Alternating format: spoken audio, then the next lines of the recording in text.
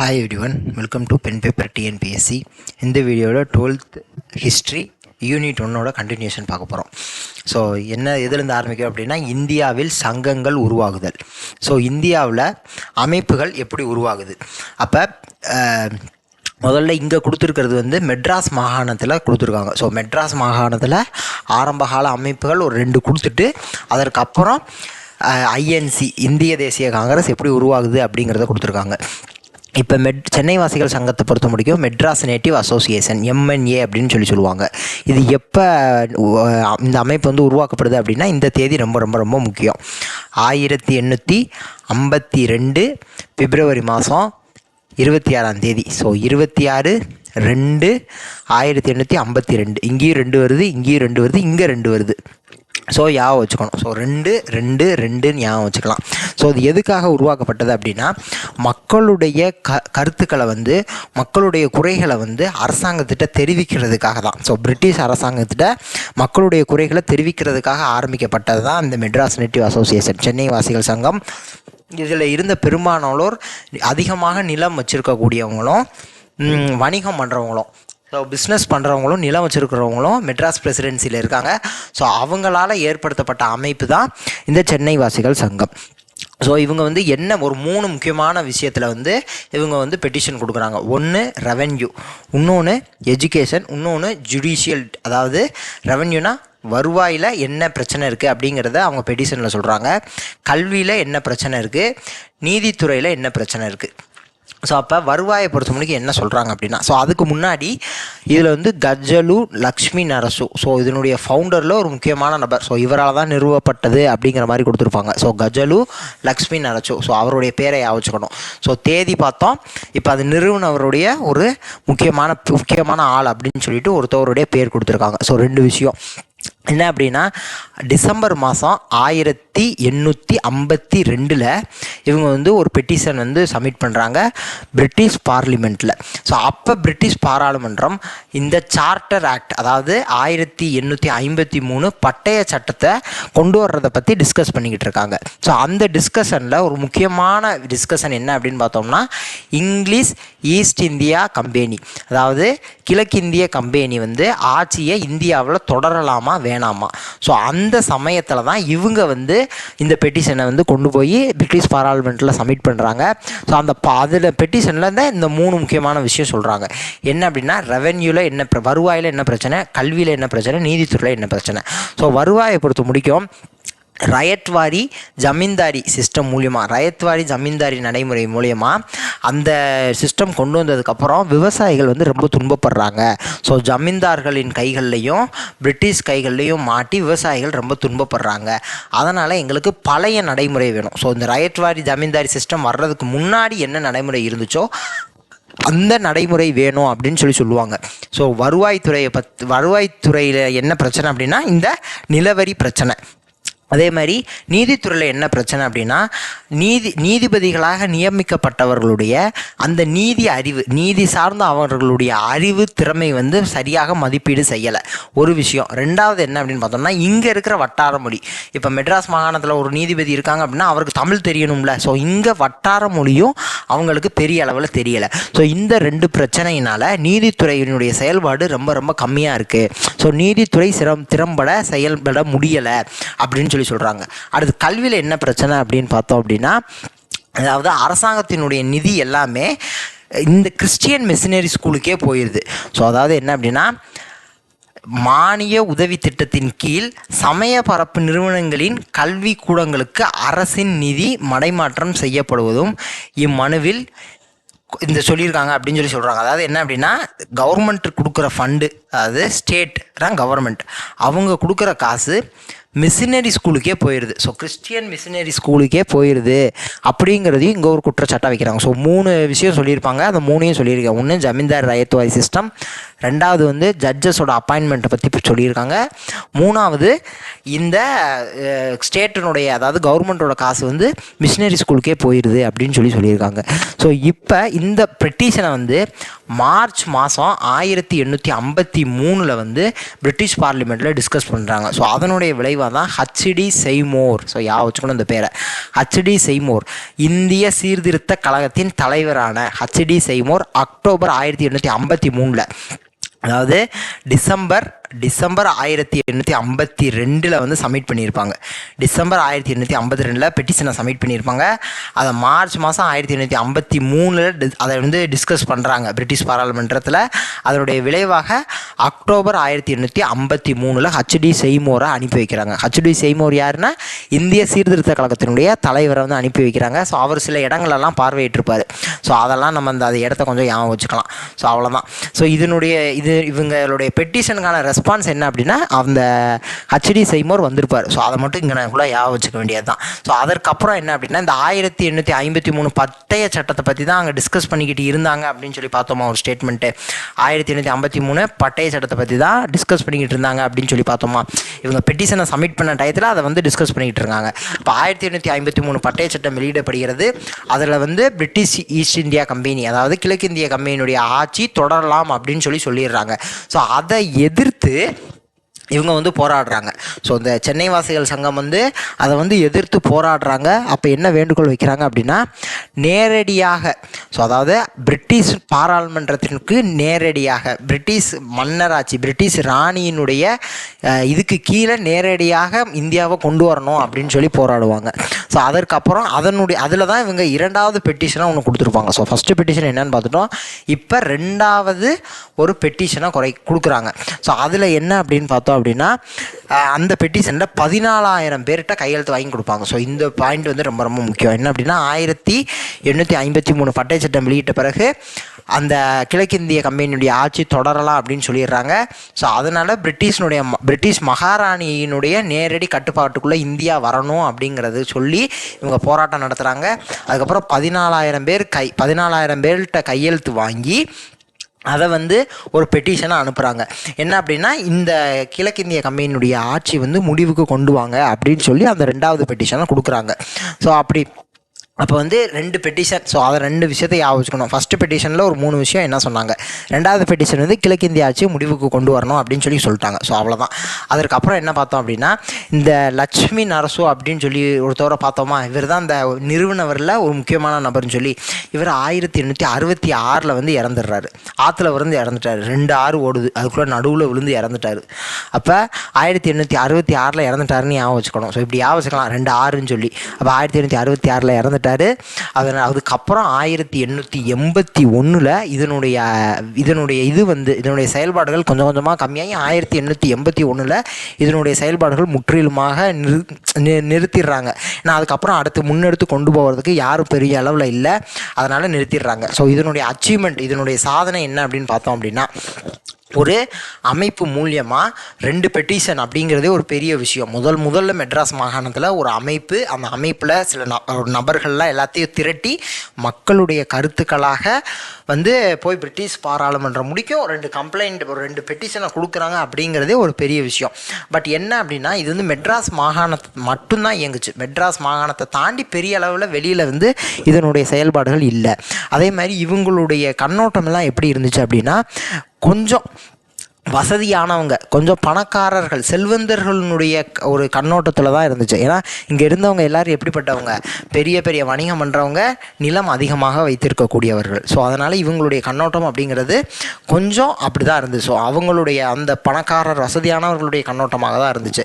So இப்போ என்ன அப்படின்னு பார்த்தோம் அப்படின்னா இப்போ இங்கேயே சொல்லியிருந்தாங்களா, ஸோ மெட்ராஸ் மாகாணத்தை தவிர இவங்களுடைய செயல்பாடுகள் இல்லை அப்படின்னு. ஸோ இப்போ என்ன வந்து லேக் ஆகுது, என்ன வந்து ஒரு குறைபாடாக இருக்குது அப்படின்னா அதாவது இந்தியாவை ஃபுல்லாக ரெப்ரசன்ட் பண்ணுற மாதிரி யான ஒரு அமைப்பு இல்லை. ஸோ இப்போ பிரச்சனை என்ன அப்படின்னா இப்போ இந்தியாவில் இந்த டயத்தில் என்ன பிரச்சனை அப்படின்னா சின்ன சின்ன அமைப்புகள் உருவாகுது. இப்போ மெட்ராஸ் மாகாணத்தில் ஒரு அமைப்பு உருவாகுது, அதேமாதிரி ஒவ்வொரு மாகாணத்துலேயும் சின்ன சின்ன அமைப்புகள் உருவாகுது. ஆனால் என்ன அப்படின்னா இந்தியாவை ஃபுல்லாக ரெப்ரசன்ட் பண்ணி ஒரு அமைப்பு இல்லை. ஸோ இந்தியாவை ஃபுல்லாக ரெப்ரசன்ட் பண்ணி ஒரு அமைப்பு இருந்தாச்சான் அவங்க வந்து அந்த அமைப்பு சொல்கிறத வந்து ஆங்கிலேயர்கள் செவிகளுக்கு வந்து கேட்கும் அப்படின்னு வந்து இப்போ தான் தோணுது. ஸோ இந்த கேப்பை ஃபில் பண்ணுறதுக்கு தான் இந்தியன் நேஷனல் காங்கிரஸ் வருது. ஸோ அதுக்கப்புறம் இன்னொரு சங்கமும் கொடுத்துருவாங்க, சென்னை மகாஜன சங்கம், மெட்ராஸ் மகாஜன சபா, எம்எம்எஸ். அது எம்என்ஏ, இது எம்எஸ். ஸோ இது வந்து என்ன அப்படின்னா, இந்த மெட்ராஸ் நேட்டிவ் அசோசியேஷன் இருக்குல்ல, சென்னை வாசிகள் சங்கம், அது வந்து செயல்பாடு நின்றுதா.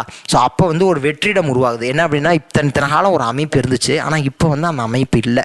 அதனால் இங்கே படித்த இளைஞர்கள்லாம் அப்போ நமக்காக ஒரு அமைப்பு கண்டிப்பாக வேணும் அப்படிங்கிறத உணர்ந்து மே மாதம் 1884 16ஆம் தேதி, ஸோ 16/5/1884 இந்த டேட்டில் வந்து ஒரு அமைப்பை உருவாக்குறாங்க. ஸோ அதுதான் 16/5/1884. ஸோ அந்த அமைப்பு தான் மெட்ராஸ் மகாஜன சங்கம். ஸோ 4/5/6 அது வந்து 26/2/1852. இது 26, இது 16, அதை ஞாபகம் வச்சுக்கணும். இது 26, இது 16, இப்படி ஞாபகம் வச்சுக்கணும். இங்கே 2 2 2ன்னு வரணும், இங்கே 4 5 6ன்னு வரும், இங்கே 4 4 5 6 அப்படின்னு சொல்லி வரும். ஸோ இதுக்கும் டேட் ரொம்ப முக்கியம். ஸோ இந்த இதில் இந்த ஆரம்பிக்கிறதுக்கு காரணமாக இருந்த சில முக்கியமான நபர்கள், ஸோ ஃபவுண்டிங் மெம்பர்ஸ், அதாவது இதை நிறுவிய சில நபர்களை கொடுத்துருக்காங்க. ஸோ இந்த பேரெல்லாம் ஞாபகம் வச்சுக்கணும். ஸோ ஜி சுப்பிரமணியம், வீரராகவச்சாரி, அனந்த சார்லு, ரங்கையா, பாலாஜிராவ், சேலம் ராமசாமி. ஸோ இவங்களுடைய பேர்களெல்லாம் ஞாபகம் வச்சுக்கணும். ஸோ இதுக்கப்புறம் இது 1884 நிறுவுறாங்க. 1885 இந்திய தேசிய காங்கிரஸ் நிறுவிட்டாங்க. அதுக்கு இப்போ இந்த 1884 வந்து மெட்ராஸ் மகாஜன சங்கத்தினுடைய முதல் மாநாடு நடந்திருக்கும். 1885 2ஆம் மாநாடு நடந்திருக்கும். ஆனால் 1885 இந்திய தேசிய காங்கிரஸ் நிறுவப்படுது. ஸோ இவங்க 2 மாநாடுகள் நடத்தியிருப்பாங்க. இவங்க 2வது மாநாடுக்கு பின் இந்திய தேசிய காங்கிரஸோட இந்த சென்னை மகாஜன சங்கத்தை வந்து ஒன்றிணைச்சிருப்பாங்க. ஸோ ரெண்டையுமே வந்து ஒன்றா சேர்த்துருப்பாங்க. அப்போ ரெண்டையுமே ஒன்றா சேர்த்துட்டாங்க. எங்கே அப்படின்னா, ஐஎன்சியினுடைய முதல் மாநாடு பம்பாயில் நடந்திருக்கும். பம்பாயில் ஐஎன்சியினுடைய இந்திய தேசிய காங்கிரஸினுடைய முதல் மாநாடு 1885 நடந்திருக்கும். இவங்க அந்த சமயம் 2 மாநாடை நடத்தியிருப்பாங்க. ஸோ அதற்கு பின் இவங்க 2வது மாநாடு நடத்தினதுக்கப்புறம் நேராக பம்பாய்க்கு வந்து 1885 இந்திய தேசிய காங்கிரஸினுடைய முதல் மாநாடு நடக்கிறப்ப இந்திய தேசிய காங்கிரஸில் இந்த மெட்ராஸ் மகாஜன சங்கத்தை வந்து ஒன்றிணைச்சிட்டாங்க. அதற்கப்புறம் என்ன பார்க்க போகிறோம்னா, இந்திய தேசிய காங்கிரஸ். இப்போ இந்திய தேசிய காங்கிரஸை பொறுத்த முடியும், இது அப்படியே ஒரு வெற்றிடத்துலேருந்து உருவானது கிடையாது. ஸோ வெற்றிடத்துலேருந்து உருவானதில்லை. ஸோ இன்றைக்கி முடிவு பண்ணி நாளைக்கு உருவானதா அப்படின்னா கிடையவே கிடையாது.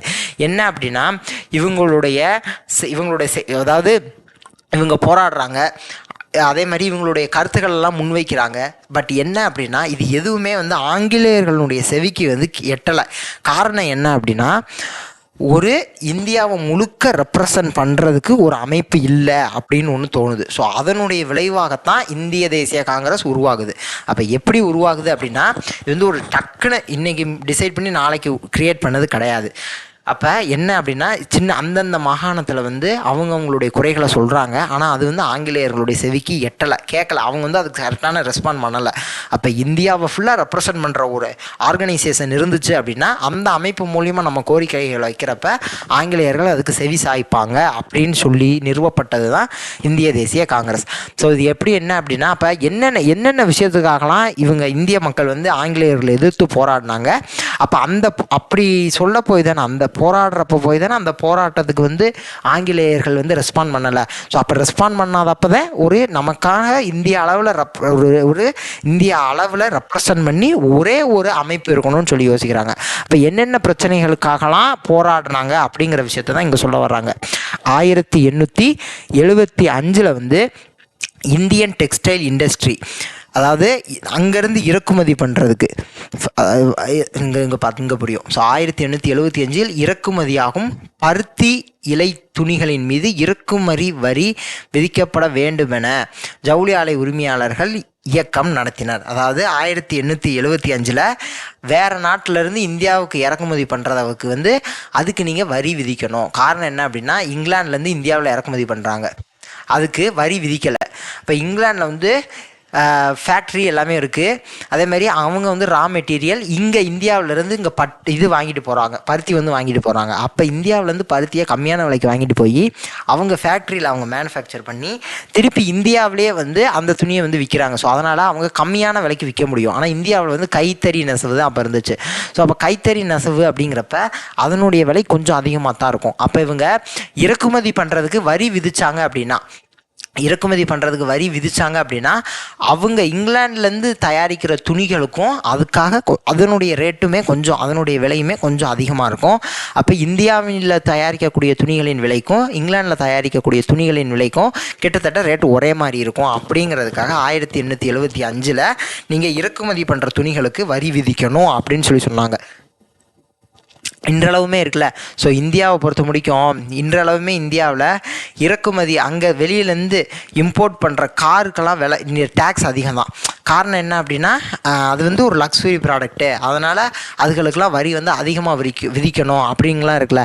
ஸோ அதே மாதிரி தான் அங்கேருந்து நீங்கள் இறக்குமதி பண்ணுறீங்க அப்படின்னா வெளிநாடுகள்லேருந்து இறக்குமதி பண்ணுறதுக்கு நீங்கள் டேக்ஸ் போடுங்க அப்படின்னு சொல்லி 1875 கோரிக்கை வைக்கிறாங்க. அதேமாதிரி 1877 இந்திய பணிகள், இது அரசு பணிகள் வந்து இந்திய மயமாக்கப்பட வேண்டும். அதாவது என்ன அப்படின்னா அரசு பணிகள் வந்து இந்தியர்களுக்கு முன்னுரிமை கொடுக்கணும், இந்தியர்கள் மட்டும்தான் அரசு பணிகளில் அதிகமாக இருக்கணும். ஸோ அந்த மாதிரியெல்லாம் 1877 வந்து கேட்க ஆரம்பிக்கிறாங்க. அதுக்கப்புறம் 1878 வெர்னாக்குலர் ப்ரெஸ் ஆக்டை எதிர்த்து போராடுறாங்க. அதாவது வட்டார மொழி பத்திரிகை, அதாவது வட்டார மொழியில் ஒரு பத்திரிக்கை வருது அப்படின்னா ஆங்கிலேயர் அதை சென்சார் பண்ணலாம். என்ன அப்படின்னா படித்து பார்த்துட்டு இந்த பாயிண்ட்லாம் இதெல்லாம் எடுத்துடணும் அப்படின்னு சொன்னால் எடுத்து தான் ஆகணும், வேறு வழி கிடையாது. ஸோ அதுதான் 1878 வட்டார மொழி பத்திரிகை சட்டம். அப்படின்னா அவங்க அந்த வட்டார மொழியில் ஒரு பத்திரிக்கை வெளியாகுதுன்னா வெளியாவதற்கு முன்பே ஆங்கிலேயர்கள் படித்து பார்த்துட்டு இந்தந்த வரிகளெல்லாம் நீங்கள் எடுக்கணும் அப்படின்னா எடுத்து தான் ஆகணும். ஸோ அதுதான் இந்த வட்டார மொழி பத்திரிகை சட்டம். அதுக்கப்புறம் இல்பர்ட் மசோதா. ஸோ இல்பர்ட் மசோதாவை பொறுத்த முடிக்கும் 1883. ஸோ இந்த இல்பர்ட் மசோதா அப்படிங்கிறது என்னென்னா இந்திய நீதிபதிகள் ஆங்கிலேயர்கள் இருக்கக்கூடிய அந்த கேஸெல்லாம் வந்து இவங்க விசாரிக்கலாம் அப்படின்னு மாதிரி கொண்டு வந்திருப்பாங்க. பட் லேட்டராக இந்த 1883 இல்பர்ட் மசோதாவை எதிர்த்து சில ஐரோப்பியர்கள் ஆங்கிலேயர்களே இல்லை இந்திய நீதிபதிகள் வந்து நம்மளை விசாரிக்கக்கூடாது அப்படின்னு சொல்லி எதிர்த்திருப்பாங்க. அதனால் இந்த இல்பர்ட் மசோதாவை வந்து கொஞ்சம் மாற்றி அமைச்சிருப்பாங்க. ஸோ அதை எதிர்த்துமே இந்தியர்கள் போராடி இருப்பாங்க. ஏன் நாங்கள் இந்திய நீதிபதிகள் தானே, அவங்க ஏன் ஆங்கிலேயர்களை விசாரிக்கக்கூடாதா அப்படிங்கிற மாதிரி போராடி இருப்பாங்க. ஸோ அப்போ என்ன இத்தனை போராட்டங்கள் நடக்குது, ஆனால் இது எதுவுமே ஒன்றிணைக்கப்படாமல் ஒரு கோஆர்டினேஷன் இல்லாமல் நடக்குது. அதுக்காக தான் ஒரு தேசிய இயக்கம் வேண்டும்னு நினைக்கிறாங்க. அதனுடைய விளைவாகத்தான் இந்திய தேசிய இயக்கம் தோன்றுகிறது. ஸோ இந்திய தேசிய இயக்கம், இந்தியன் நேஷனல் காங்கிரஸ், இந்திய தேசிய இயக்கம். அப்போ இந்தியா ஒரு தேசம், இந்தியா இஸ் எ நேஷன். அப்படின்னா இந்தியா ஒரு தேசம் அப்படிங்கிறது இந்த பேர்லேயே ஒரு பிரதிபலிப்பாயிருதா. ஸோ அப்போ இந்தியா முழுக்க நாங்கள் ரெப்ரசன்ட் பண்ணி தான் நாங்கள் இந்த தேசம் அப்படின்னு சொல்கிறத அந்த பேர்லேயே அவங்க காமிக்கிறாங்க. ஸோ அதான் இந்திய தேசிய காங்கிரஸ் அப்படின்னு சொல்லி சொல்கிறாங்க. ஸோ இதுக்கு முன்னாடி ஒரு நிகழ்வு நடக்குது. 1885 டிசம்பர் மாதம் 28 பம்பாயில் இந்திய தேசிய காங்கிரஸ் வந்து நிறுவுறாங்க. பட் இதுக்கு முன்னாடி ஒரு முக்கியமான நிகழ்வு நடக்குது. என்ன அப்படின்னா 1884 டிசம்பரில் தியோசோஃபிக்கல் சொசைட்டியினுடைய ஒரு மீட்டிங் நடக்குது. தியோசோஃபிக்கல் சொசைட்டியினுடைய மீட்டிங்னா பிரம்மஞான சபையினுடைய கூட்டம். ஸோ பிரம்மஞான சபையினுடைய கூட்டம் வந்து ஒன்று 1884 டிசம்பர் மாதம் நடக்குது. அதில் வந்து தலைமை தாங்கியவர் யார் அப்படின்னு பார்த்தோம் அப்படின்னா ஏஓ ஹியூம் அப்படிங்கிற ஒருத்தவர் தான் அதுக்கு வந்து தலைமையை எடுத்து நடத்துகிறாரு. ஸோ அந்த மீட்டிங்கில் தான் முதல்ல ஒரு ஐடியா தோணுது. என்ன அப்படின்னா நம்ம வந்து தேசிய அளவில் ஒரு இயக்கம் வேணும், அப்போ இந்திய தேசிய காங்கிரஸ் ஒன்றுன்னு உருவாக்குவோம் அப்படின்னு சொல்லி தான் அந்த இடத்துல தான் அந்த கூட்டத்தில் தான் முதல்ல அதற்கான ஒரு அடிக்கலாக அந்த கூட்டம் அமையுது. அதற்கு பின்பு 1885 டிசம்பர் 28 பம்பாயில் இந்திய தேசிய காங்கிரஸ் உருவாகுது. அப்போ ஏஓ ஹியூம் அப்படிங்கிறவர் இதை வந்து உருவாக்குறதுல ஒரு முக்கிய நபராக இருக்கிறார். ஸோ இன்னொருத்தவர் யார் அப்படின்னு பார்த்தோம்னா WC பானர்ஜி, உமேஷ் சந்திர பானர்ஜின்னு சொல்லுவாங்க. ஸோ இவர் தான் முதல் தலைவர். ஸோ இது ஞாபகம் வச்சுக்கணும். அப்போ ஏஓ ஹியூம் இதை உருவாக்கியதில் ஒரு முக்கியமான நபர். அதேமாதிரி WC பானர்ஜி முதல் தலைவராக பொறுப்பேற்கிறார். இப்போ இவங்களோட முக்கியமான நோக்கம் என்ன அப்படின்னா இந்திய மக்களை ஒன்றிணைப்பது. ஏன்னா இந்திய மக்களை ஒன்றிணைச்சாதான் நம்ம ஆங்கிலேயர்களுக்கு ஆங்கிலேயருக்கு எதிர்த்து போராடி வெற்றி பெற முடியும் அப்படிங்கிற மாதிரி அப்போ இருந்த அந்த தேசியவாதிகள் நினச்சாங்க. அப்போ இவங்களுடைய முதன்மையான நோக்கம் என்ன அப்படின்னா இந்தியாவை ஒரே நாடாக ஒருங்கிணைப்பதே இவங்களுடைய முதன்மையான நோக்கமாக இருந்தது. ஏன்னா அப்போ தான் நம்ம ஆங்கிலேயர்களை எதிர்த்து வெற்றி பெற முடியும் அப்படின்னு நினச்சாங்க. அதே மாதிரி இந்தியாவில் நடக்கக்கூடிய எல்லா இடத்துல நிகழ்க்கக்கூடிய போராட்டத்தையும், ஸோ இப்போ இங்கே ஒரு பிரச்சனை, ஜம்மு காஷ்மீரில் ஒரு பிரச்சனைனாலும் சரி, குஜராத்தில் ஒரு பிரச்சனைனாலும் சரி, வங்காளத்தில் ஒரு பிரச்சனைனாலும் சரி, தமிழ்நாட்டில் ஒரு பிரச்சனைனாலும் சரி, ஸோ எந்த இடத்துல நீங்கள் பிரச்சனையை எதிர்த்து நீங்கள் போராடினாலும் அது வந்து இந்திய தேசிய காங்கிரஸ் உங்களுக்கு துணை நிற்கும். இந்திய தேசிய காங்கிரஸ் ஒரு அடித்தளமாக இருக்கும். அந்த தளத்தை நீங்கள் பயன்படுத்தி நீங்கள் உங்களுடைய போராட்டத்தை நடத்தலாம் அப்படின்னு சொல்கிறாங்க. ஸோ ஆரம்ப காலகட்டத்தில் இந்திய தேசிய காங்கிரஸ் ரொம்ப கம்மியான நபர்கள் தான், 100க்கும் குறைவான நபர்களாக தான் இருந்தாங்க. பட் என்ன அப்படின்னு பார்த்தோம்னா 100 நபர்கள் இருந்த போதிலும் இந்தியாவினுடைய வெவ்வேறு பகுதிகளில் அந்த 100 நபர்கள் இருந்தாங்க. அப்போ இந்தியாவை முழுக்க ரெப்ரசன்ட் பண்ணுற மாதிரியான ஒரு அமைப்பாக இந்திய தேசிய காங்கிரஸ் இருக்குது. உங்களுக்கு எந்த ஒரு பிரச்சனையை நீங்கள் எதிர்த்து போராடினாலும் இந்திய தேசிய காங்கிரஸ் அதுக்கு தளமாக இருக்கும் அப்படின்னு சொல்லி ஆரம்பிக்கப்பட்டது தான் இந்த இந்திய தேசிய காங்கிரஸ். ஸோ என்னென்ன கோரிக்கைகள்லாம் வைக்கிறாங்க அப்படின்னா, அரசியலமைப்பு சார்ந்த கோரிக்கை என்ன வைக்கிறாங்க அப்படின்னா அரசாங்கத்தில் இந்தியர்கள் பங்கு பெறணும், அவ்வளோதான். அரசியலமைப்பு சார்ந்த கோரிக்கை என்ன வைக்கிறாங்கன்னா அரசாங்கத்தில் இந்தியர்கள் பங்கு பெறணும். அடுத்து பொருளாதாரம் சார்ந்து என்ன வைக்கிறாங்க அப்படின்னா நீங்கள் நிலவரியை குறைக்கணும். நிலவரியை குறைச்சா தான் நாங்கள் வந்து ஜமீன்தார்களுடைய சுரண்டல்லேருந்து விவசாயிகள் வந்து தப்பிக்க முடியும். ஸோ அதுதான் ஃபஸ்ட்டு பாயிண்ட். ரெண்டாவது, நீங்கள் இறக்குமதி பண்ணுற பொருள்களுக்கு வரி விதிக்கணும். ஸோ ஏனிங்கன்னே நம்ம அந்த முன்னாடி இதுலேயே பார்த்தது தான். ஸோ இந்திய தேசிய காங்கிரஸுடைய மாநாடுகள்லாம் கொடுத்துருக்காங்க. ஸோ இதை வந்து தனியாகவே ஒரு வீடியோவாக பார்க்கலாம். ஸோ அடுத்து என்ன அப்படின்னா நிர்வாகத்தை பொறுத்த முடிக்கும் என்ன கேட்குறாங்க அப்படின்னா இந்தியன் சிவில் சர்வீஸ் எக்ஸாமினேஷன், இந்திய குடிமை பணிகள் தேர்வை வந்து இங்கிலாந்துலேயும் இந்தியாவிலையும் ஒரே நேரத்தில் நடத்தணும். அதுதான் ஒரு முக்கியமான விஷயமா இருக்குது. அடுத்து நீதித்துறையை பொறுத்த முடிக்கும் என்ன அப்படின்னா நீதித்துறையையும் நிர்வாகத்துறையையும் தனித்தனியாக பிரிக்கணும். ஸோ இதுக்கெல்லாம் ஏன் அப்படி இதெல்லாம் சொல்கிறாங்க அப்படின்னு நம்ம 10th புக்லேயே படிச்சிருப்போம். ஸோ அப்போ இங்கே நீதித்துறையையும் நிர்வாகத்துறையையும் தனித்தனியாக பிரிக்கணும் அப்படிங்கிறத இங்கே சொல்கிறாங்க. அடுத்து என்ன, ஸோ இவங்களுடைய பங்களிப்பு அப்படின்னா என்ன, ஸோ 1885 15 முடிக்கும் அந்த காலகட்டத்தில் தான் அந்த தொடக்கவாத தேசியவாதிகள், அதாவது மாடரேட்ஸ் அப்படின்னு சொல்லப்படுறவங்க, மிதவாதிகள். ஸோ இவங்களுடைய காலம் தான் இந்த காலகட்டம் 1885 to 15. ஸோ அது ஏன் அப்படிங்கிறத பார்ப்போம். ஸோ அப்போ இந்த காலகட்டத்தில் இந்த மிதவாதிகள் அப்படிங்கிறது ஆரம்ப கால தேசியவாதிகள். ஸோ தொடக்க கால தேசியவாதிகள் அவங்க தான் மிதவாதிகள்னு சொல்லப்படுறாங்க. ஸோ அவங்களுடைய பங்களிப்பு என்ன அப்படின்னு பார்க்க போகிறோம். ஸோ இந்த ஆரம்ப கால தேசியவாதிகளில் பெரும்பாலும் உயர்குடி பிரிவை சேர்ந்தவர் தான் இருந்தாங்க. ஸோ அதாவது நல்லா படித்தவங்கன்னு வச்சுக்கலாம். என்னன்னா வழக்கறிஞர்கள், மருத்துவர்கள், கல்லூரி பல்கலைக்கழக பேராசிரியர்கள், பத்திரிகை ஆசிரியர்கள். ஸோ இவங்க தான் பெரும்பாலும் இருந்தாங்க. ஸோ இவங்க வந்து இந்தியாவினுடைய வெவ்வேறு பகுதிகளிலிருந்து இங்கே வந்து இருக்காங்க அப்படின்னு சொல்கிறாங்க. இவங்களுடைய வழிமுறை என்ன அப்படின்னா ஒரு விஷயத்தை எதிர்த்து இவங்க மனு கொடுப்பாங்க, மன்றாடுவது, விண்ணப்பம் செய்வது. அதாவது என்ன அப்படின்னா பெட்டிஷன் போடுவாங்க பேசிக்காக. ஸோ ஆங்கிலேயர்களுக்கு எல்லாத்தையும் எதிர்த்து பெட்டிஷன் மட்டும்தான் போடுவாங்க. ஸோ அடுத்த கட்ட போராட்டம்னே ஒன்று கிடையாது. ஸோ எல்லாத்துக்கும் பெட்டிஷன் போடுவாங்க, எல்லாத்துக்கும் மனு கொடுப்பாங்க. ஸோ அதுதான் அந்த கான்செப்டை ஞாபகம் வச்சுக்கணும். அதனால தான் இவங்கள மிதவாத தேசியவாதிகள்னு சொல்கிறாங்க. ஸோ மிதமாக ஒரு இதுலேயே இருக்கிறது. ஸோ அதை மிதவாத தேசியவாதிகள் அப்படின்னு சொல்லி இவங்களை அழைக்கிறாங்க.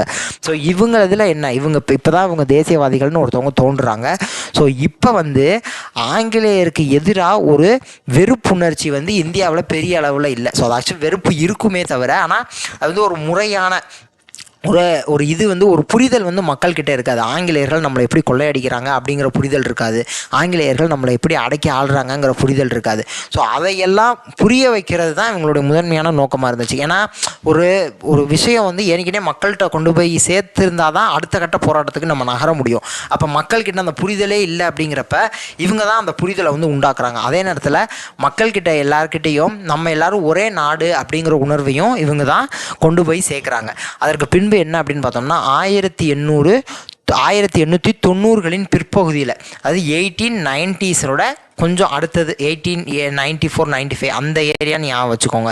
ஸோ இந்த இதில் வந்து இந்திய தேசிய இயக்கத்துக்குள்ளே ஒரு பிரிவு உண்டாகுது. அதாவது 2 குரூப்பாக பிரிகிறாங்க. வெவ்வேறு கருத்துக்களால் 2 குரூப்பாக பிரிகிறாங்க. அதில் என்ன முக்கியமான நபர்கள், பிபின் சந்திரபால், பால கங்காதர திலக், லாலா லஜபதி ராய். ஸோ பால் லால், லால்னா லாலா லஜபதி ராய், பால்னா பாலகங்காதர் திலக், பால்னா பிபின் சந்திர பால்.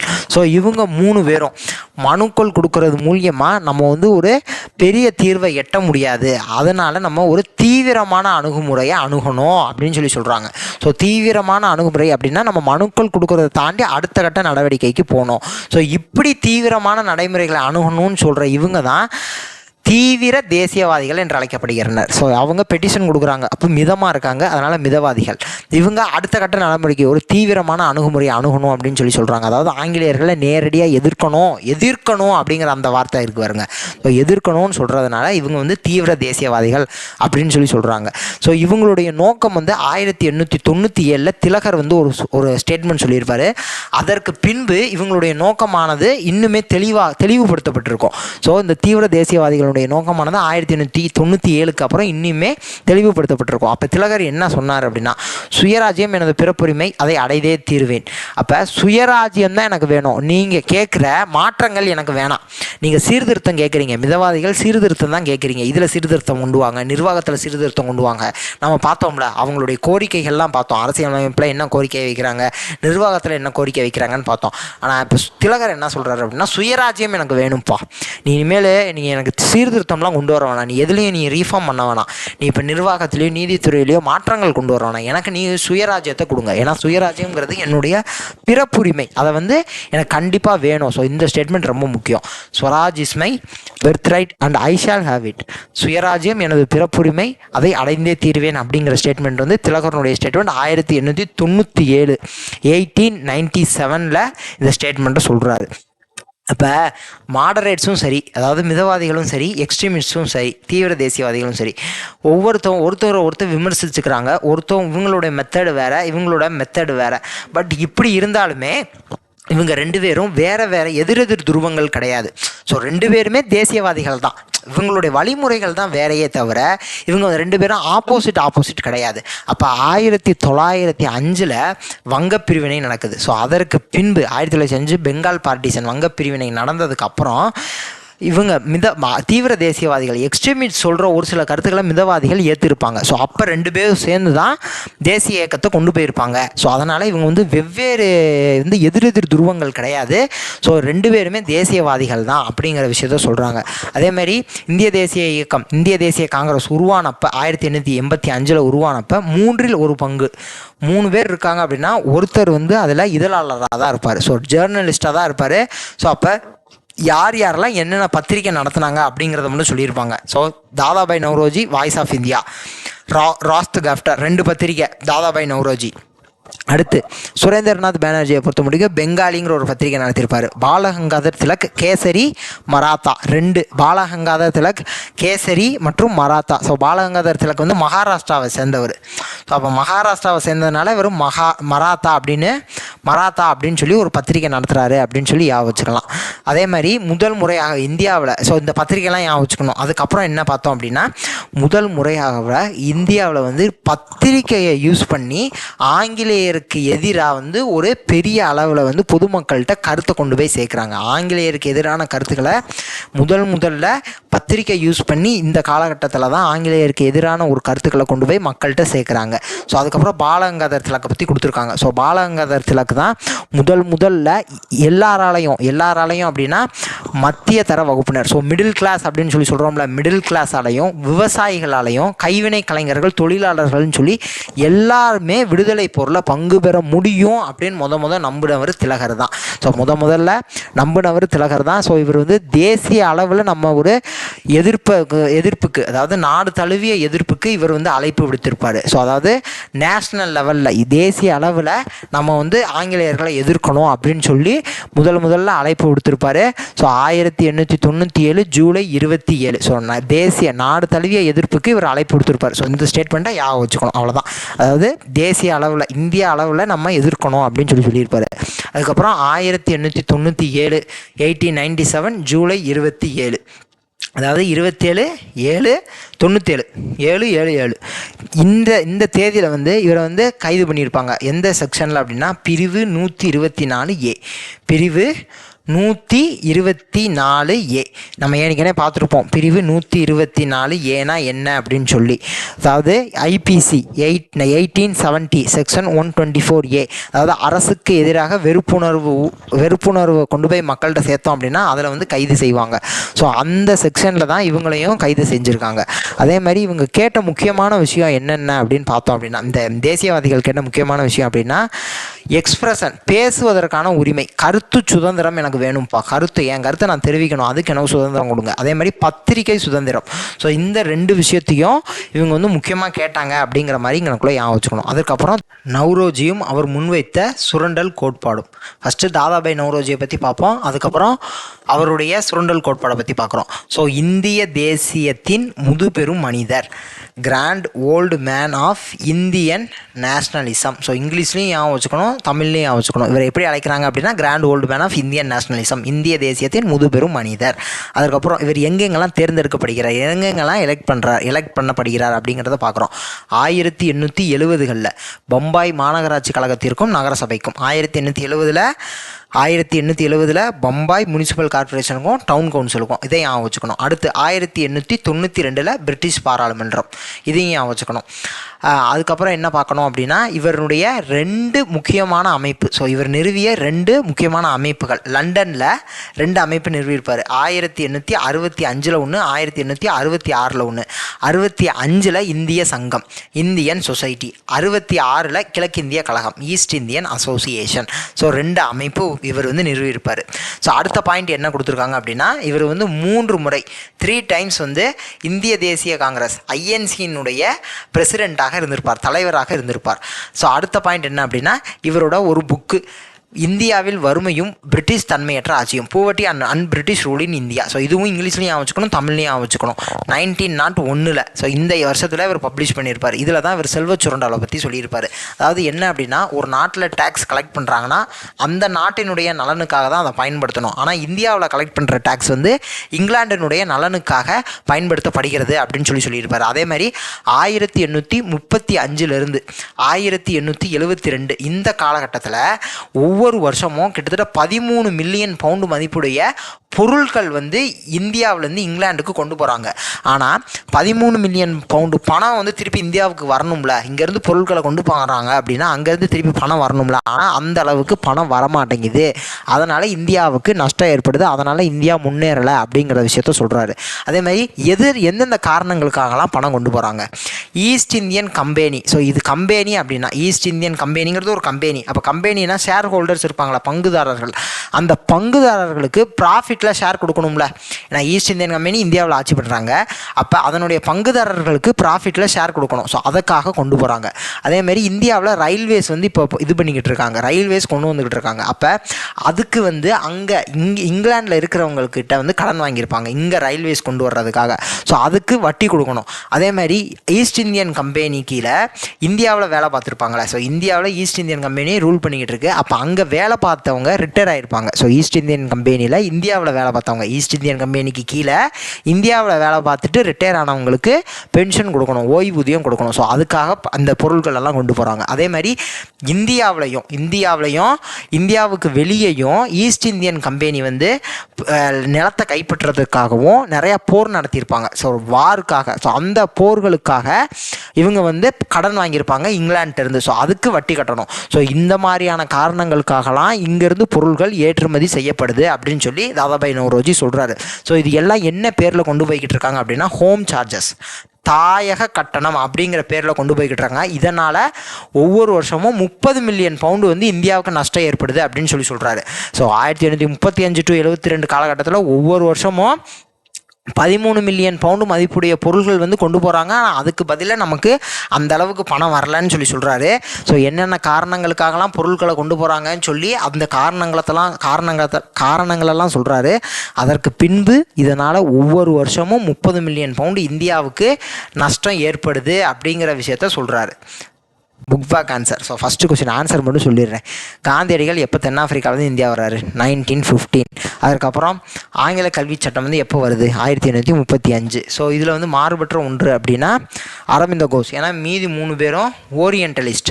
அரவிந்த கோஷ் வந்து நம்ம இந்திய தேசிய நம்ம வந்து தீவிர தேசியத்தில் இருந்தவர். ஸோ எக்ஸ்ட்ரீமிஸ்டில் ஒருத்தவர் அரவிந்த கோஷ். அதுக்கப்புறம் சுயராஜ்யம் எனது பிறப்புரிமை அதை அடைந்தே தீர்வேன் அப்படின்னு சொன்னவர் திலகர். அதுக்கப்புறம் மேட்ச் த ஃபாலோயிங், இதுக்கு வந்து ஆப்ஷன் பி வரும் 3142. ஸோ பாலகங்காதர் திலக் கேசரி பத்திரிகை. தாதாபாய் நவ்ரோஜி வந்து இந்தியாவின் குரல், அதுவும் பத்திரிகை. மெக்காலே வந்து இந்திய கல்விகள் குறித்த குறிப்புகள், அவர் தான் அந்த இதை எழுதியிருப்பார். மினிட் ஆஃப் இந்தியன் எஜுகேஷன்லாம் எழுதியிருப்பார்ல. அதுக்கப்புறம் வில்லியம் டிக்பாய் மெட்ராஸ் டைம்ஸ் யுடைய எடிட்டர், அதாவது ஆசிரியருங்கிற மாதிரி கொடுத்துருப்பாங்க.